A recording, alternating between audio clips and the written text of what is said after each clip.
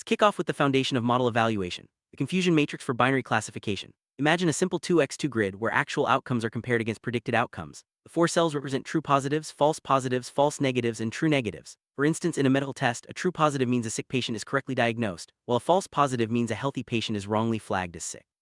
This structure is crucial for understanding how well your model distinguishes between classes, and it forms the basis for most evaluation metrics. Make this more tangible, consider Apple's Face ID. When you try to unlock your phone, a true positive means the phone recognizes you and unlocks. A false positive would be a stranger unlocking your phone, definitely not good. This real-life example shows how confusion matrices help companies measure and improve the reliability of their systems. By analyzing these outcomes, engineers can fine-tune their models for better security and user experience. Accuracy is one of the simplest metrics. It's the ratio of correct predictions to total predictions. But beware, accuracy can be misleading, especially with imbalanced datasets. For example, in cybersecurity, if 99.9% of network pings are safe and only 0.1% are attacks, a model that labels everything as safe will still score 99.9% accuracy. However, it completely fails its real purpose, catching attack. This is why accuracy alone isn't enough for model evaluation.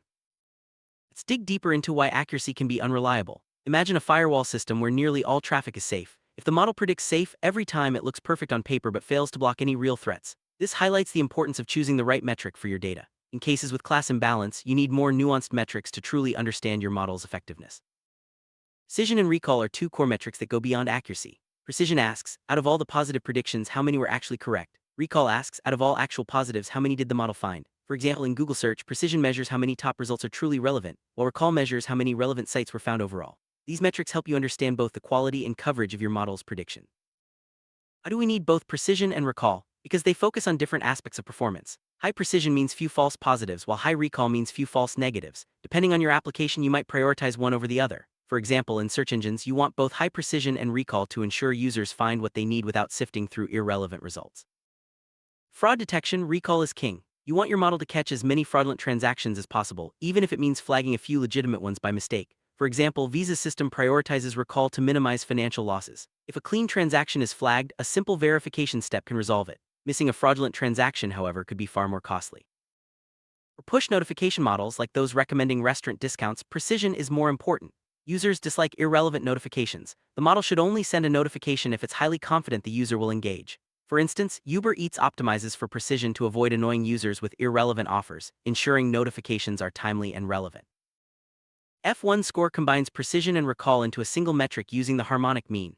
This is important because the harmonic mean penalizes extreme differences between precision and recall. If one is high and the other is low, the F1 score will reflect the weaker performance. This makes it a balanced measure, especially useful when you need to consider both false positives and false negatives. Consider a hearing AI that labels everyone as unqualified. Its precision is perfect, no false positives, but recall is 0 because it never selects anyone. The F1 score in this case is 0, accurately reflecting that the model is not useful. This example shows why the F1 score is a more honest metric than simply averaging precision and recall. In dealing with multiple classes, macro F1 and micro F1 scores come into play. Macro F1 calculates the F1 score for each class and averages them, treating all classes equally. Micro F1, on the other hand, aggregates all true positives, and false negatives before calculating the score, so it's dominated by the majority class. This distinction is crucial for understanding model performance across all categories. Imagine an e-commerce ticket system with 3 categories: refunds, fraud, and legal subpoenas. Refunds make up 90% of cases, so a high micro F1 means the model handles refunds well. But only a high macro F1 confirms the model is also accurate with rare cases like legal subpoenas. This helps businesses ensure quality across all service areas, not just the most common ones. Receiver operating characteristic, ROC curve, is a powerful tool for evaluating classifiers. Its y-axis represents the true positive rate, also known as recall, while the x-axis shows the false positive rate. By plotting these rates at various thresholds, you can visualize how your model balances sensitivity and specificity. This is especially useful for selecting the right threshold for your application. Biotech companies use ROC curves to evaluate diagnostic tests. By moving along the curve, they can choose a threshold that best balances catching early-stage cases without triggering too many false alarms. This helps ensure that tests are both sensitive and specific, improving patient outcomes and reducing unnecessary follow-ups. Area under the ROC curve AUC quantifies overall model performance. An AUC of 1 means perfect classification, while 0.5 is no better than random guessing. An AUC below 0.5 indicates the model is systematically wrong, but inverting its predictions would actually improve performance. This makes AUC a valuable summary metric for comparing models.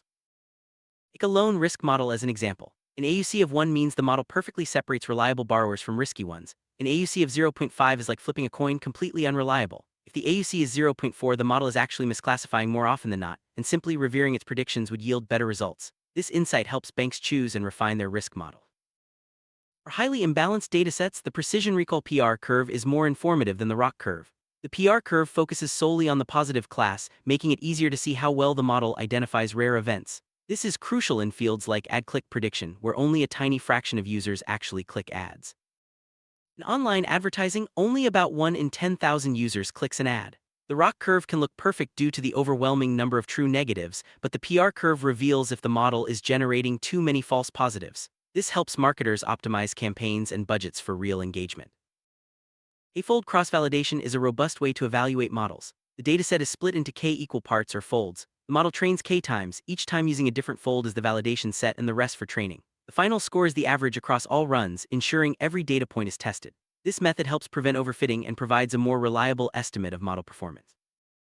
Credit card company might use 5-fold cross-validation to evaluate a fraud detection model. By rotating through all data splits, they ensure that every transaction is tested, reducing the risk of overfitting to a particular subset.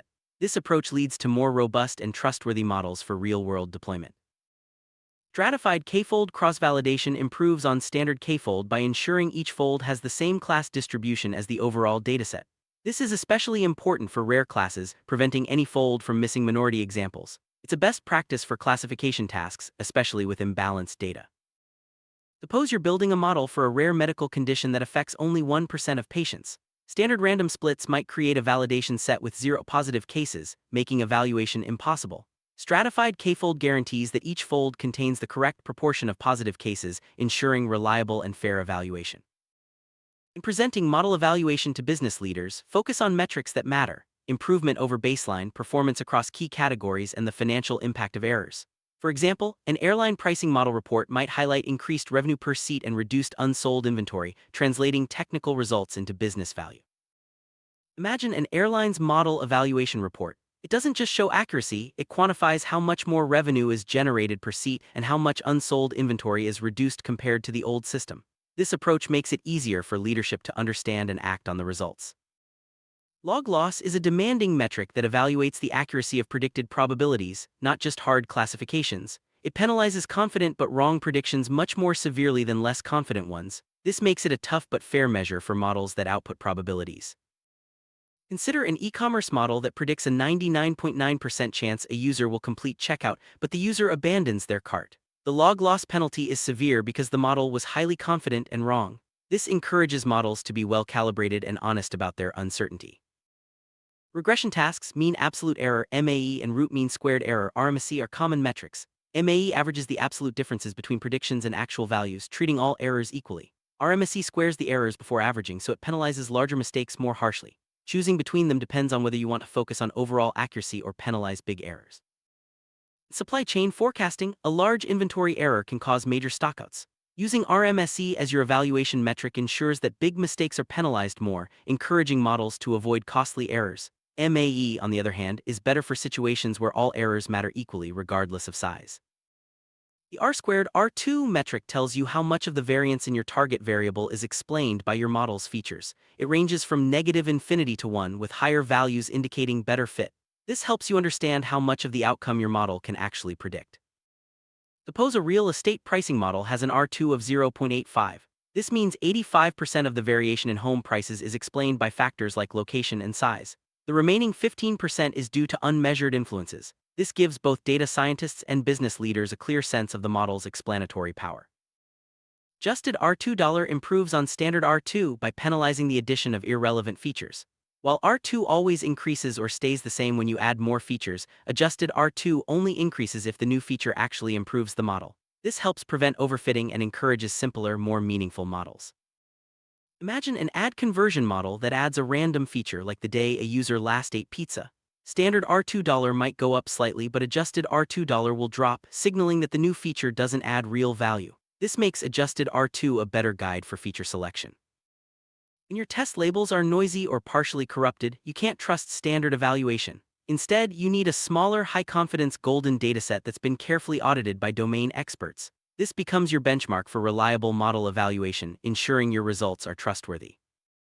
For example, an AI legal contract parser might test its model on a small set of contracts that have been double-checked by senior attorneys.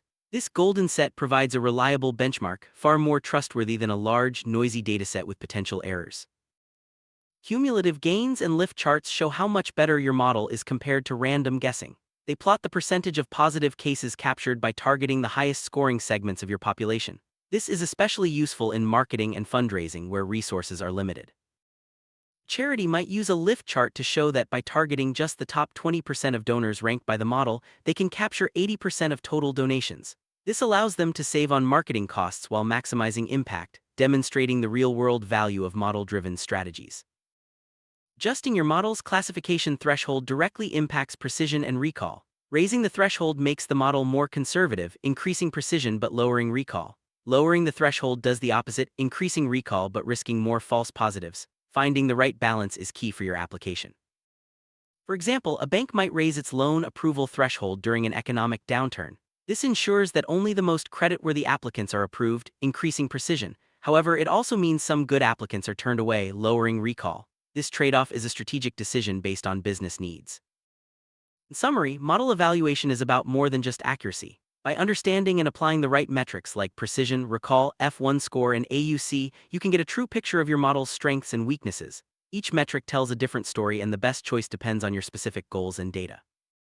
Always choose your evaluation metric based on the problem at hand. For imbalanced data, focus on precision, recall, or the PR curve. For regression, consider MAE or RMSE, and for business reporting, translate technical metrics into financial or operational impact. This ensures your models drive real-world value.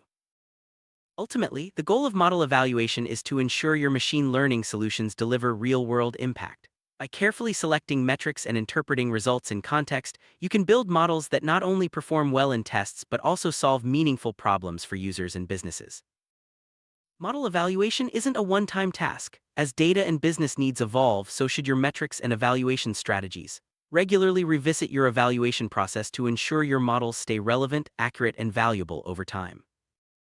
Effective model evaluation often requires collaboration between data scientists, domain experts, and business leaders. By working together, teams can define the right metrics, interpret results accurately, and make informed decisions that benefit the entire organization. Don't forget the ethical side of model evaluation. Metrics should reflect not just technical performance but also fairness, transparency, and impact on users. Always consider how your evaluation choices affect real people, especially in sensitive domains like finance, healthcare, and law. With a solid understanding of confusion matrices, precision, recall, F1 score, ROC and PR curves, cross-validation, and business-focused metrics, you're ready to evaluate models with confidence. Remember, the right evaluation strategy is key to building trustworthy, high-impact machine learning solutions.